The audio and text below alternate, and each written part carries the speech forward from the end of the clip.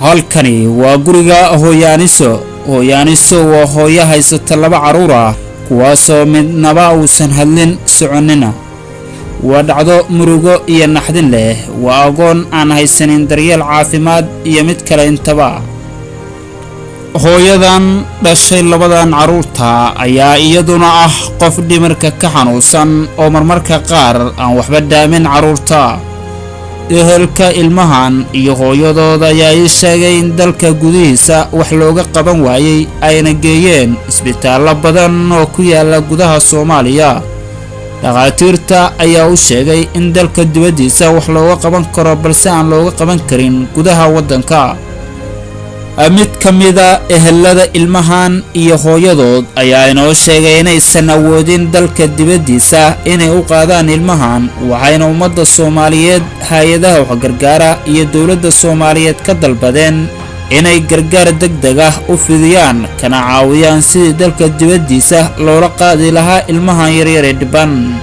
ilmahan oo ah ilmo maskaxdoodu taam tahay aragoodu taam yahay ayaa haddana ah ilmo aan hadlin socon karin ummadda muslimiinta dhamaantood waa salaamaya ilmaha sirarka oo aabiyo hooyo midna aan lahayn baa meeshan jooga gabar maskiin oo ayadu waxba u qaban karin baa dhashay halkaas fadhiso oo waxba u tiri karin ayagu waa xanuunsan yihiin dalka wax loogama qaban karaa la yiri ilaahay maahan cid hadda maanta ka korayso lagu haleynaya ma jirto waxaan rabaa in meelahaas caafimaad kale ilaahay ummadiisa ilaahay noogu soo sahlo meelahaas loo qaado intaas ummadda muslimiinta ka codsanaya insha Allah taala ilmaha aabahood ma nooliyay mise waa dhintay aaba malahan agoon weeye waa garta ka waran hooyada laftirkooda ma qof xanuunsan baa mise waa xanuunsan tahay ma hadli karto awooday wax ku qabsatana malahan hadalkuna waa ka xiran yahay iyaguna ma hadli karaan hadalku waa ka xiran yahay xanuunkaas ay qabaan istaalaan la marmaray waxa la xanuun bay qabaan meelahaas in wax looga qabto maaqan Turkiga iyo Hindiya meelahaas dalka wax looga ma qaban karaa la yiri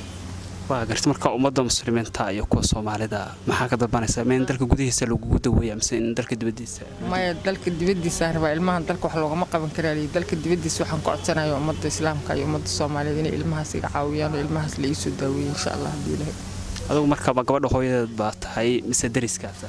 ilmaha ka warqabo xaaladooda ugu ka naxsan arrintooda ayaan hay markii dambe ayaantan xaaladooda aniga gacanta ku hayay inta badneed Ilaahay marka wadankee ayaa lagu dhahay waxba looga qaban karaa ma Afrika mise wadamada kale ma Turkiga iyo Hindiya mid baa wax looga qaban karaa baa lagu yiri istaal digfeer baa la yiri digfeer bankeey waxay dhaheen lacag baa la rabaa waraaqa iyo wax ku samaystid